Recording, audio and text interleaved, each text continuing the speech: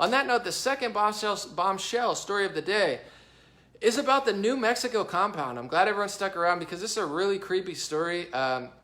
Siraj Wahaj, a guy from Taos, New Mexico. I don't even know if he was from there or just hiding out, but he had a compound out in the desert where 11 kids were found, 11 or 12, I don't know, check the reports. One of them being his son, found dead, so he killed his son. Let's not sugarcoat it like CNN all. They found someone dead. No. It was his son died. He killed his son. Somebody killed his son on the compound. It's, his son just magically died. He's an innocent victim. They've literally written so many pieces about this guy. You don't know how tough it was for them living in poverty. Oh, let's talk about it from their perspective. They don't even do that for people who voted for Trump, yet someone murders his son and they're like, you don't even know how tough it is to live on a compound and not kill your son in a religious or a satanic whatever type ritual. I don't even know what type of rituals. People say it wasn't religious, whatever, pseudo-religious, spiritual, whatever he was trying to do. But the story started, so he killed his son. All these kids were like basically unclothed in cloth, had like no food, no water. They were being malnourished. That's lots of accounts of not only murdering a kid, but like stealing. Where did these kids come from? Did he steal them? That's theft. Child abuse. There should be counts stacking up for what this guy did. He had a bunch of underage kids living illegally on a compound and murdered one of them. So the story got weird when the liberal judge from Taos, New Mexico, a woman, I don't know her name, decided to say, oh, well, let them off of bail because I have a whole video about it, but she was like, well, people in Taos are a little bit out there, so like you wouldn't understand people from Taos unless you lived here. That was basically her runaround for why she let him go. She's like, there's not really proof that they're a threat to the society. He only murdered his son, and we now found out that he had plans to attack was laughing about attacking a hospital in Atlanta. But there's nothing really there because I'm a liberal, and that's how dumb we are. We just hate white people and Christians and any other religion and race. We just let murder people, and it's totally okay with us. And then we blame white people. I'm sorry, folks. I hate to make it racial, but that's what they do. If this was any other color of person, how could you murder your son, steal a bunch of kids, have them half naked, living on a compound with no food or water, training them to do school shootings and shoot up a hospital, and all of a sudden, oh, you don't understand people from Taos because, we're all a little bit crazy. Okay? So they got let out on bail. If that's not crazy enough, they got their 11 counts of felony and child abuse were dismissed and dropped because the judge ruled they didn't have a preliminary hearing. So, oh no, somebody in that little case just fumbled it. Nothing crazy or weird or sketchy here. It's just, the 11 counts of felony for murdering your kid, and it's like he did kidnap and hijack a bunch of kids and just train them to do school shootings and shoot up a hospital potentially, but somebody fumbled the case, and I guess we just didn't do it in time, so we gotta drop the cases. Suspects allegedly plan to attack Atlanta's Grady Hospital. So if you've heard of Atlanta's Grady Hospital, unfortunately, the people who hadn't a plan to attack that are walking around free thanks to Taos, New Mexico. Congratulations. The court system failing us once again. And this comes from CNN. People are going to say, oh, Anomaly's just reading Breitbart or Fox News. And literally, I think I shared Breitbart one time in the past 2 years. I never reference Breitbart or Fox News just because I want to let people know it's not just the right wing. It's like they'll tell you in the left wing, they'll cover the truth with 10,000 lies, and then you'll never get to it. So I'm quoting CNN. This is me taking notes from CNN right here. A handwritten document titled Phases of a Terrorist Attack. So they found this guy with a handwritten document titled Phases of a Terrorist Attack, talking about attacking corrupt institutions like Atlanta's Grady Memorial Hospital. So, nothing says, man, I'm really giving it to the man, like planning to shoot up a hospital. Way to stick it to the man, Siraj Wahaj. Oh, I got to attack corrupt institutions, so I'm going to try to, attack a hospital. Wow, that really makes a lot of sense. Also, there were jokes about dying in jihad. So they found, and this is CNN, this is not Fox News or Breitbart, admitting that they found a handwritten document titled Phases of a Terrorist Attack, where he was joking about dying in jihad murdered his son in a ritual, some sort of ritual that I don't even know if it has to do with religion or not. It's just like maybe that's his own little thing. But dismissed, dropped. This is insane. This should be the biggest story in America, and this should be a wake-up call to what's really going on in this country. And me, myself, and I am not hateful. I stand up for people of all religions all the time. No matter what your religion is, if you're a good person, I will stand up to you. I will stand up to you against bad people of other religion or people who are judging you. I'm there for you regardless. That's why people of all religions listen to me. But I have to say, while all this is going on, you have the liberal judge and the liberal court system in Taos, New Mexico, covering up for this guy and basically letting him off charges even though he planned to shoot up a hospital and killed his own son. This is what's also going on simultaneously, just to let you know how they're trying to rot the United States from the inside out. David Horowitz, sounds Jewish, I mean, I don't know exactly, but he owns an organization called the Freedom Center. And it's an organization he has saying, we are dedicated to the defense of free societies whose moral, cultural, and economic foundations are under attack by enemies, both secular and religious, home and abroad.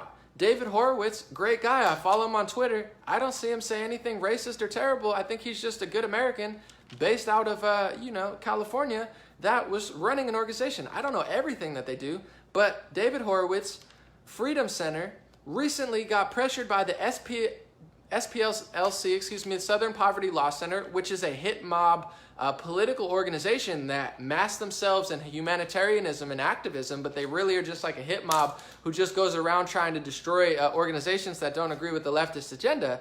They listed him as a hate group and got Visa and MasterCard to drop donations to the Freedom Foundation. And so as this is going on, as this dude murders his son, as this dude gets off all these charges of kidnapped and child felony and all this terrible stuff and planning to shoot up a hospital, they're taking down organizations, pressuring Visa and MasterCard in the United States to not have money transfers going to David Horowitz's Freedom Center. And his title, this is his mantra.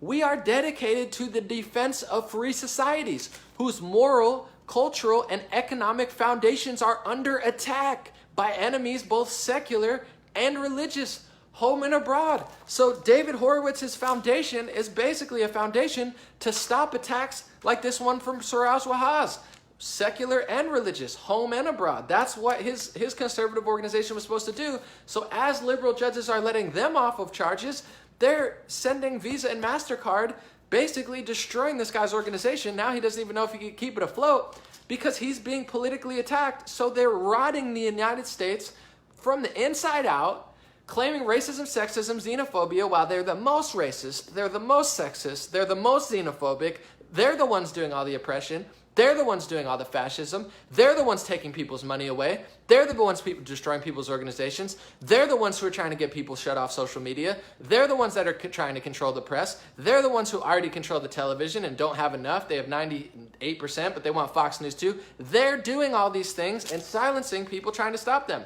Robert Spencer, not to be confused with Richard Spencer. Richard Spencer is the alt-right guy. Robert Spencer, totally different guy. Jihad Watch. He owns an organization that he watches for jihad. This guy, in his handwritten note, joked about dying in jihad.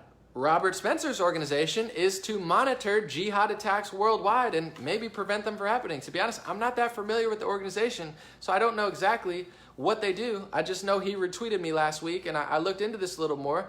But Jihad Watch was kicked off Patreon last week. So as they're letting this jihadist guy murder his son, liberal judges are letting off for murdering his son. They're dropping and dismissing his charges when he literally had 12 kids held captive. I'm going to keep saying it because it doesn't get less ridiculous. And had a plan to attack a hospital in Atlanta.